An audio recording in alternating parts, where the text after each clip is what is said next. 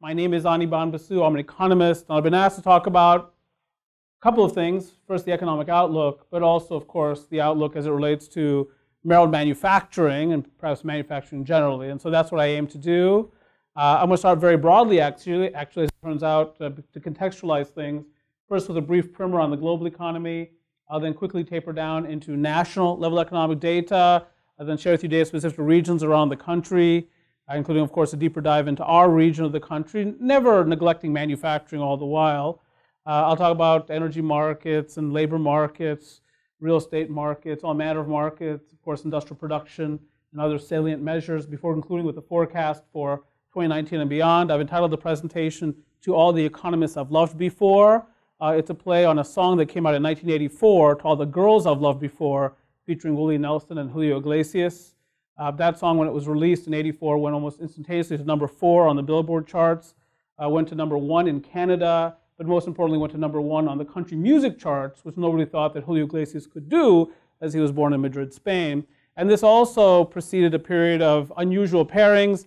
Just 2 years later, Aerosmith came together with Run DMC to produce a remake of Walk This Way, which also went to number 4 in the US, number 6 in Canada, but reached number 1 on the hip-hop charts, which no one thought that Aerosmith could do. But this is not so much about music, as it turns out. In fact, not at all. It's about the economy. And what I want to do is I'm going to use quotes from various great economists to serve as transitional mechanisms as I plow through the material. And so one question people might have is, will there be a recession in 2019? To which Janet Yellen says, well, there's always some chance of recession in any year, which is decidedly unhelpful.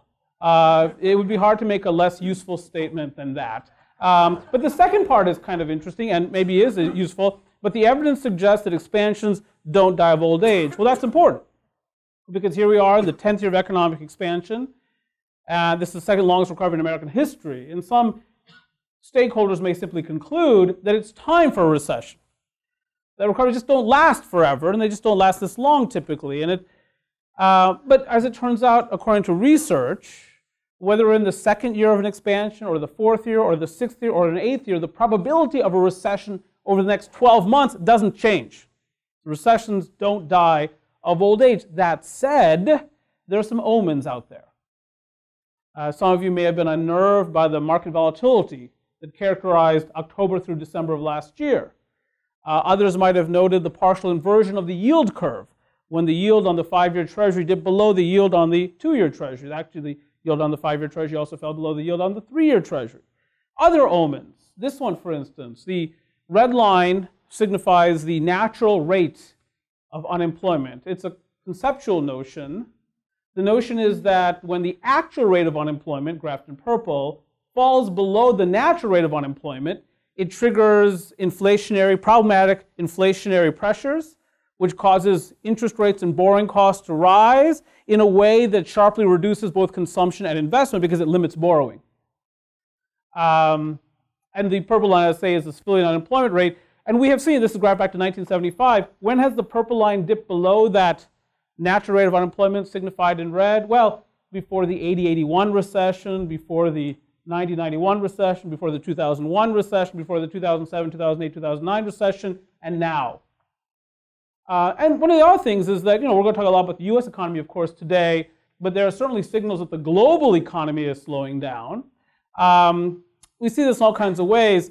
Adam Smith, no society can surely be flourishing and happy of which the far greater part of the members are poor and miserable. Now, if we look at, to begin with, the United States, one of the things we also note is that there has been a significant concentration in income in the hands of the top 1%.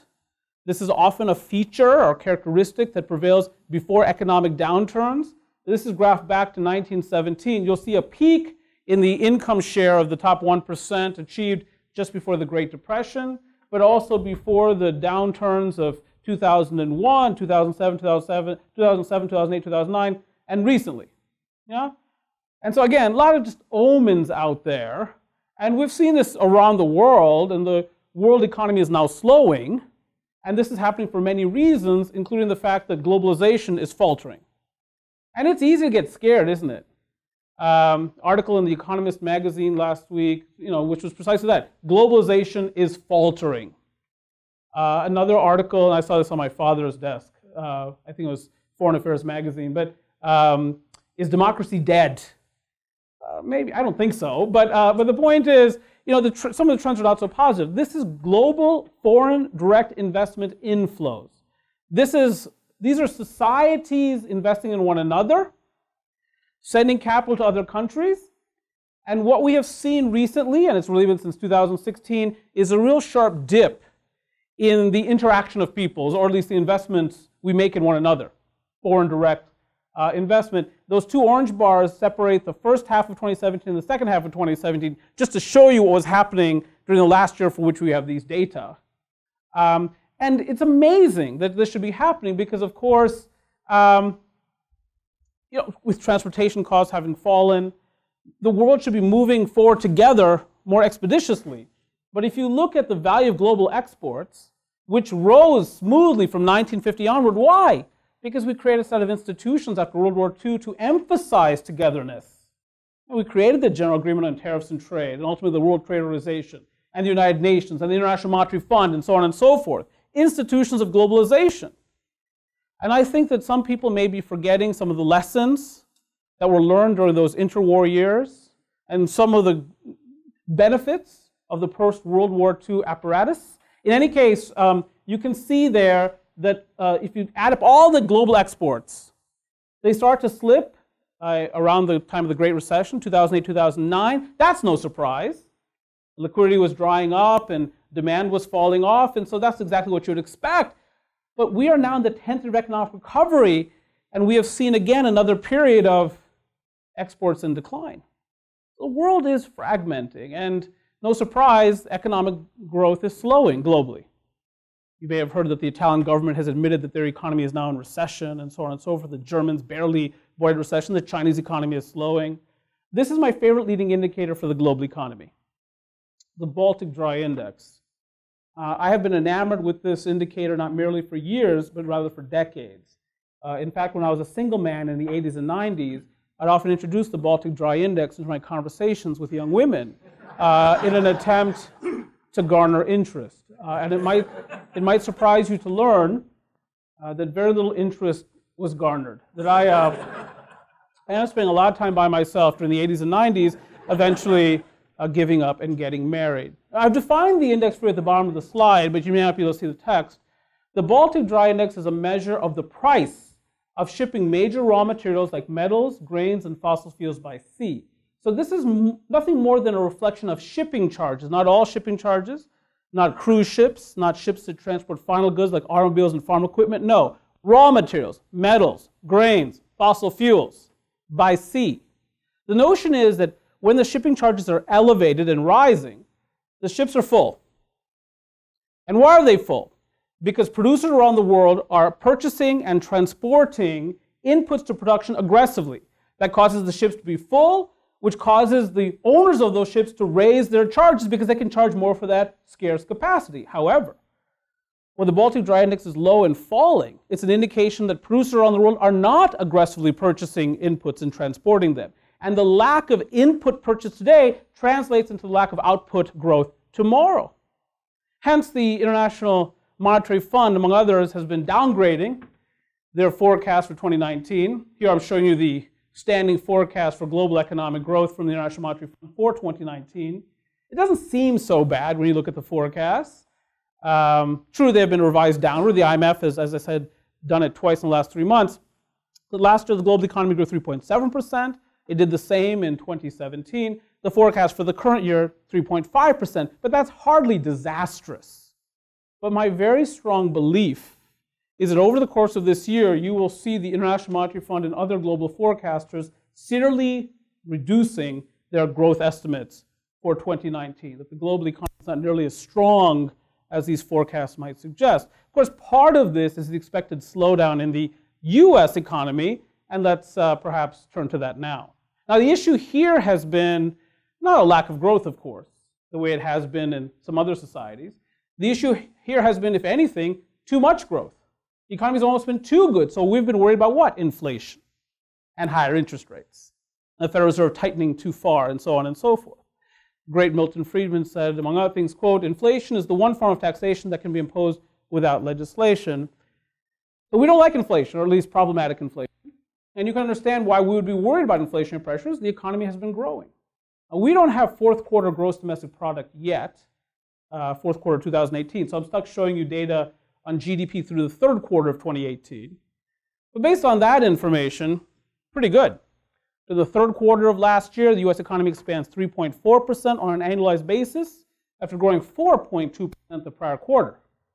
Best guess for the fourth quarter of last year, around 2.5%, also not bad. And for the year, around 3 percentage points.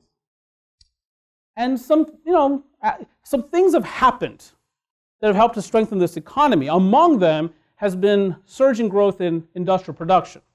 Industrial production is a reflection of the output of the nation's factories, mines, and power plants. And there you can see here has been a surge in industrial production since late 2016. Many people don't realize it, not to get political, but there was an industrial recession in this country back in 2015 and 2016.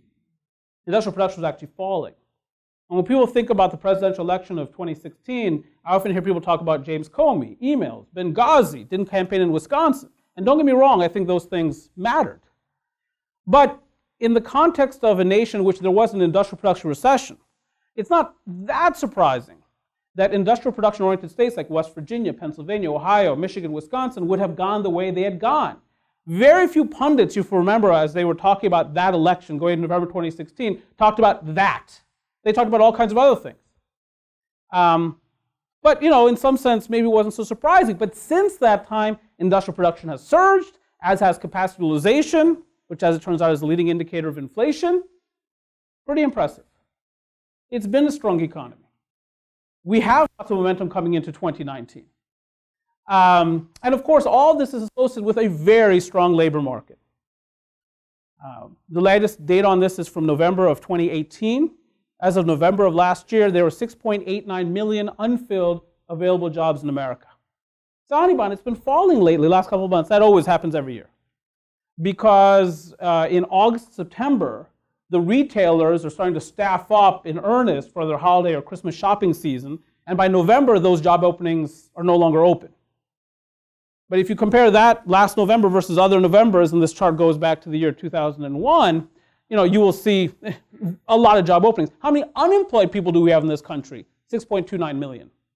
So we could theoretically take every unemployed person in this country, everyone looking for work out there, put them in a job, again, only theoretically, and we still have 600,000 jobs left over. I know what you'll say. There's skills mismatches and geographic mismatches. I get it. That's why it's only theoretical. But the point is, it's a pretty good job market. I mean, from a job seeker's perspective. It's not as good of a job market from an employer's perspective. Because the challenge has been finding the right people. People who will just, what? Show up to work. Because the number one reason a person loses a job in America on any given day is not because they can't type. It's not because of their public speaking abilities or lack thereof. It's because they don't show up to work. Number one reason. And then, of course, when they do show up to work, then that's when the fun really begins, often, as it turns out. So, sometimes you wish they had stayed home. But when we manage to fill a job opening, we create a job. And in general, I must say, a lot of economists, I would say in general, economists have been underestimating the strength of the US economy. So I'll give you an example. In early January, we got the jobs report for December. And the consensus estimate among economists was that in December, our nation added 176,000 jobs. But when we got the number from the government, the number was 312,000. We added 2.6 million jobs in America last year. And I'll show you some manufacturing detail in a moment. That's a profound total. We've added more than 2 million jobs for each of the last 4 years. It's been this, if you look at these monthly jobs numbers here, this is 99 consecutive months of job growth in America. It's an unrivaled winning streak. We've never seen anything like this. We've added more than 20 million jobs since the end of the downturn. To find unemployment rates as low as they've been in America, you'd have to go back to the late 1960s. It's really terrific stuff. And a lot of people, of course, get credit for that performance, those 99 consecutive months. So through wildfires and hurricanes, presidential elections, market corrections, we've managed to add jobs every month for 9 consecutive months. We'll get a jobs report tomorrow, and we'll see if we can survive a federal government shutdown. But a lot of people get credit for this winning streak. Only one person takes the credit. But a lot of people, as it turns out, get credit for that winning streak. And yet, when I talk about this strong economy and this strong labor market, people say, you know what? You economists, you talk about all this stuff. If it's so great out there, why do I observe so much idleness in America? The labor force participation rate in our country is 63.1%. That's only a few tenths of a percentage point above a 40-year low. Now, young women are jumping into the workforce, as it turns out. Since 2016, we have seen a surge of young women, and you can define young in various ways, but for these purposes, women ages 25 to 34, have been surging to the workforce, but their male counterparts have been behaving differently. This is the labor force participation rate for men ages 25 to 34. I've graphed it for you back to the year 2000. Now, I can explain, and you can explain, why we have seen an increase in disengagement among young men in the workforce. And by the way, to be part of the labor force, you have to be either working or looking for work. That's it. It's not that complicated. But I can understand that in a 2008, 2009 context. Back then, during certain months, we're losing between 700,000 and 800,000 jobs per month. We lose nearly 9 million jobs during the downturn. Male unemployment doesn't peak until 2009 at 11%. So, a lot of these young men, along with other Americans, were frustrated by their unrequited job searches. They gave up. But how does one explain this ongoing level of disengagement in the context of 2015, 2016, 2017, 2018, years during which we added more than 2 million jobs? How does one explain this in the context of 6.89 million unfilled available jobs, including many in manufacturing, construction, trucking, health services, so on and so forth? We explain this, of course, by doing the research. And among the leaders in this vein of research, economists from Princeton and the University of Rochester. Their research recently featured in a Wall Street Journal article, but in many other places. And they conclude, based upon their research, that there's one factor. I mean, there are many possible factors. There's incarceration, there's graduate school, there's all kinds of things, disability. But there is one factor that explains between 23% and 46% of what you observe here. In other words, one factor explains between a quarter and a half of all of this. And what is that one factor? Of course, it is video games. The research indicates that there's an army of young American men who plays video games all day, every day, enough to move the data. Saying, Anirban, are you saying on this frigid day in Hunt Valley, Maryland, that there's an army of young American men who plays video games all day, every day? Yes, that's what I just said. I don't know why you're pushing back. But Anirban, I don't see these young men. I do not observe the soldiers in this army. That's sort of the point. No one ever does. This is called an immersive digital lifestyle. An immersive digital lifestyle. And you might conclude that young American men who play video games all day, every day, must be very unhappy with their lives. That this is no way to lead an existence. The research further indicates that young American men who play video games all day, every day, are far happier than those who work for a living. In fact, young American men who play video games all day, every day, are among the happiest people in the country. These video games are awesome. So Anirban, if these men are in their late 20s, early 30s, what's that? Yes, that's exactly my point, which is what empowers these young men, Mike, to live this lifestyle, to not have to work and play video games all day? It's parents. Parents actively support on an ongoing basis, financially and otherwise, this lifestyle. And you might ask the question, why do parents do that? Why do they condone such behavior? And the answer is very simple, because when you survey those parents, the answer is almost invariably, hey, wait up. It's a very dangerous world out there. Not Hunt Valley so much, but you get my point. And if our young men are out there, they might do something bad, or even worse, something bad could happen to them. Much better for them to be in the basement playing video games. They're always smiling. I'll bring them tea and toast in 15. And that brings me to the quote from the great economist Dambisa Moyo. She's made quite a name for herself, a Zambian economist. Quote, I wish we questioned the aid model as much as we were questioning the capitalism model. Sometimes the most generous thing you can do is just say no. But if the question is, can somebody who's earnestly looking for work find a job? The answer is, well, seldom are the odds of successfully finding a job so high. And that's actually true in Maryland manufacturing. Because after many years of losing manufacturing jobs, and this is annual job growth in manufacturing back to the year 2000, in the last couple of years, we've actually been adding manufacturing jobs. In fact, we added last year more than 1,400 manufacturing jobs in Maryland.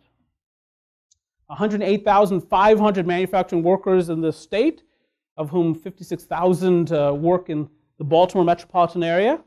And that total has actually been growing. And one of the reasons for that is that this state has actually been enacting policies that support manufacturing. Not all the policies that we need to support manufacturing. There's still work to be done, that's for sure. But at least we've turned the corner here.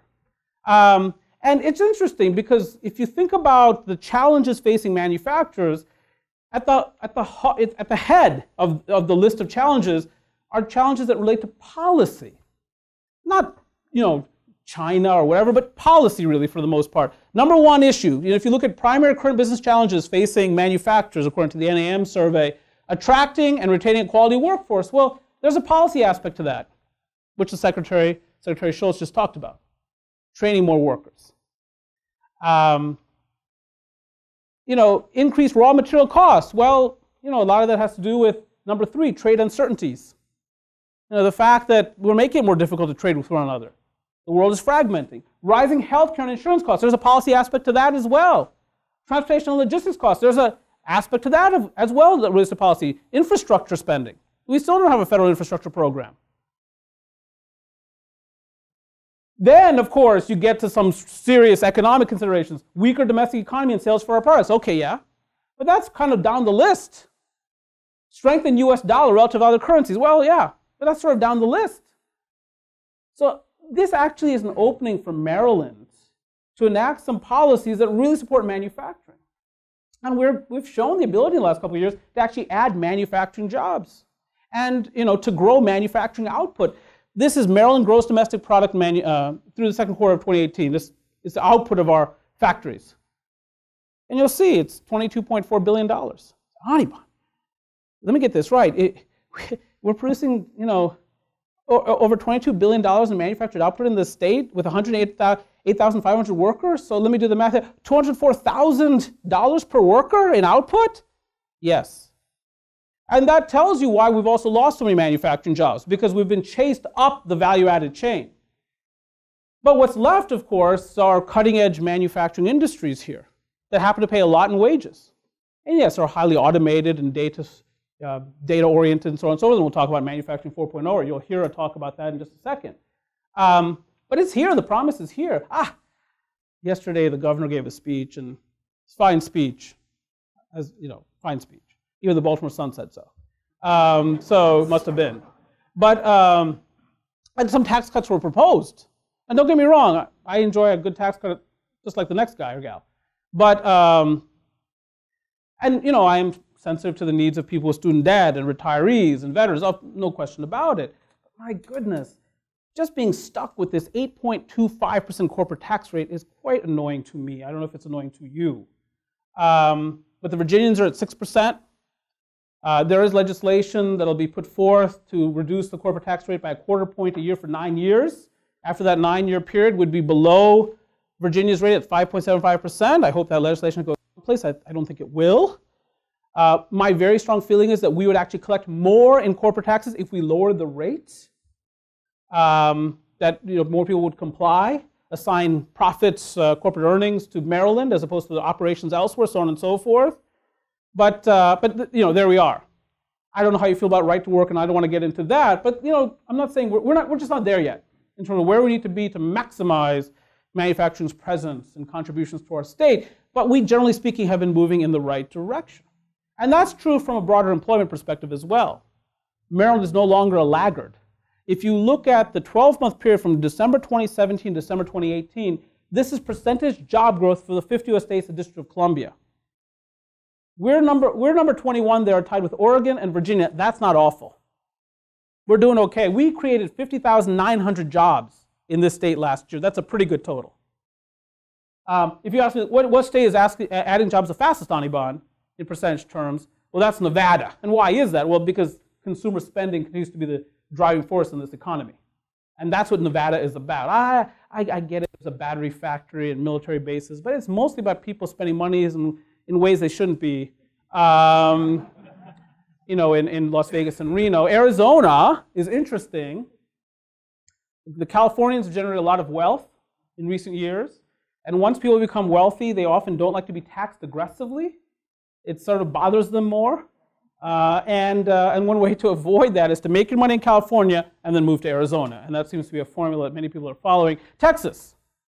Dynamic markets like Dallas and Austin. In fact, during a recent calendar year, no metropolitan area added more people than the Dallas metropolitan area. And these are the kinds of metropolitan areas with which we compete.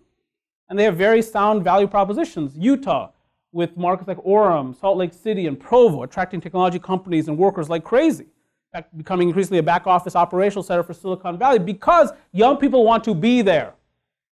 And the technology companies chase those young people there, that young talent. And that's what we need to be.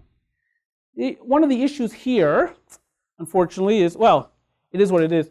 You know, we only have one big city. It's Baltimore. And we have communities like Frederick and Bowie and in Rockville and so on and so forth, Gaithersburg. They have about 60 to 70,000 people. So on.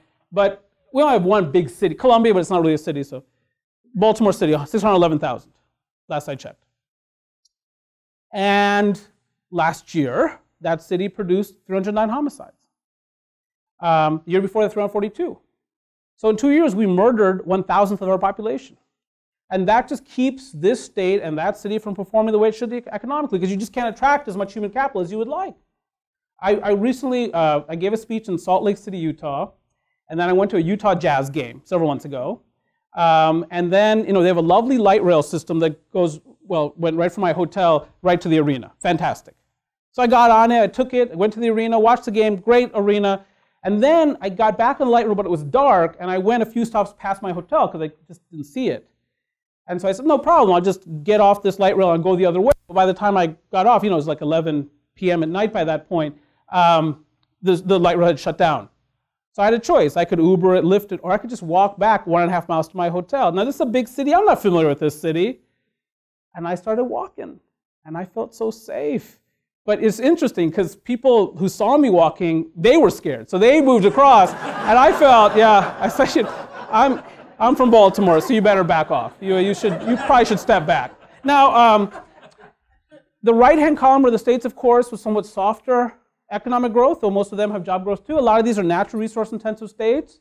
So as an example, Pennsylvania, big in natural gas, Louisiana, oil and natural gas, Iowa, corn and soybeans, Montana, a mining state, West Virginia, a natural gas and coal, Alaska, oil and natural gas. Other stories, Connecticut has seen a lot of wealth migrate outwards because, believe it or not, wealthy people in Connecticut also don't want to be taxed aggressively. Illinois has sent 4 of the last 7 governors to prison. And that's true as it turns out. That's Walker, Kerner, Ryan, and Blagojevich have all gone to prison after serving as governor in Illinois. The most recent governor was a guy named Bruce Rauner, a very successful financier before he got to Springfield. And if he managed to stay out of prison, he'll be deemed to be above average. This is a percentage employment growth for the 25 large metropolitan areas. Again, December 27 to December 2018. Where's Baltimore Metro? Number 9. Notice that all the other markets above us are to the, mostly southern markets or western markets. Orlando South, Phoenix South and West, Houston South, Seattle West, Dallas South, Atlanta South, Portland West, San Francisco West, and then comes Baltimore. We've got some juice in this region.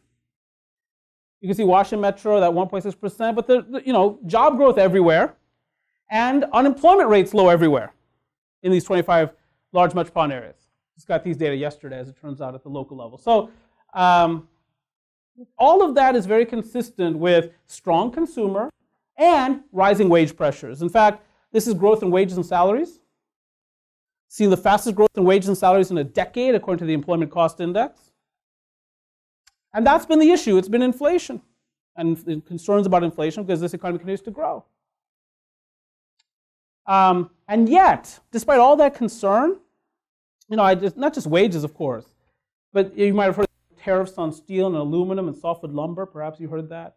Then apartment rents have been climbing, home prices have been climbing, tuitions are not getting cheaper. And yet, when you look at key measures of inflation, for instance, the core consumer price index, all items less food and energy, that suggests that inflation is running at 2.2% year over year. But the Federal Reserve looks at a different measure. They like the core PCE deflator. It's fancier. The core personal consumption expenditure deflator, and that suggests that inflation is running at 1.9%. So in some sense, a lot is right with the world. We have economic growth. We have a strong consumer. We do not have major inflation issues. And so there's some good things here as well. And so let's talk about what all this means for the forecast. Huh? the home stretch of this presentation. Lawrence J. Peter, you can tell from his impish grin and the way he's dressed, fun guy, fun guy. No, you can, as for an economist, fun guy, also dead. Quote, an economist is an expert who will know tomorrow why the things he predicted yesterday didn't happen today. So you take whatever forecast with a grain of salt. But one of the things we look at as economists to judge where the economy is likely to be headed, what the trajectory is likely to be, of course, is our leading indicators. Here's a popular one, the Conference Board's index of lead economic indicators. You remember where we were a year ago, psychologically? In a very good place. Because the economy had done just fine in 2017. The markets had done spectacularly in 2017 with almost no volatility. And here we were in early 2018 and we had just cut taxes. Now, some people were worried about that, of course, because of the national debt and deficit issues, so on and so forth. But the notion was that in the short term, at least, this is going to supercharge an already pretty decent economy, and it was a good economy last year. But just recently, we've started to see some deterioration in the leading indicators. You sort of see that at the end there. The value of the index has fallen to the last 3 months. And at the heart of this has been some loss in confidence, including among consumers. It's the Conference Board's Consumer Confidence Index. Consumers are increasingly nervous about various things.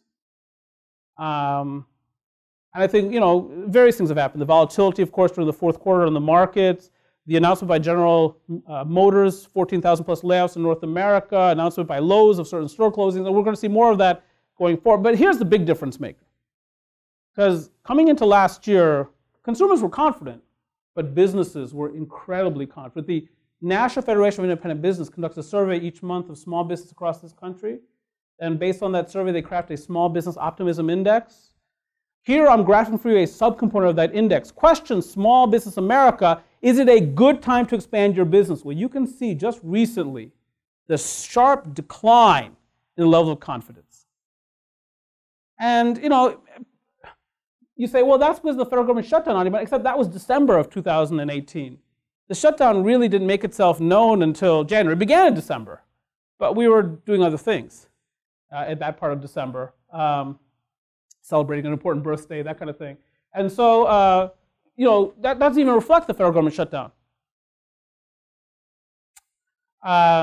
So this suggests to me, all of this, that the thing we can expect for 2019 is considerably softer economic growth. And we've seen something similar among manufacturers.